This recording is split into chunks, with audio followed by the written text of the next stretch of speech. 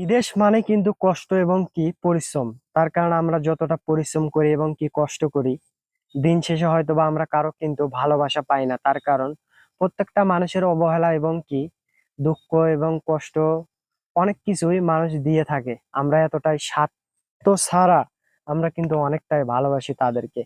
দিন শেষে তারা আমাদেরকে এতটাই কষ্ট দেয় এবং কি এতটাই আঘাত করে, যে আঘাত এবং কষ্টগুলো আমরা সহ্য করতে পারি না।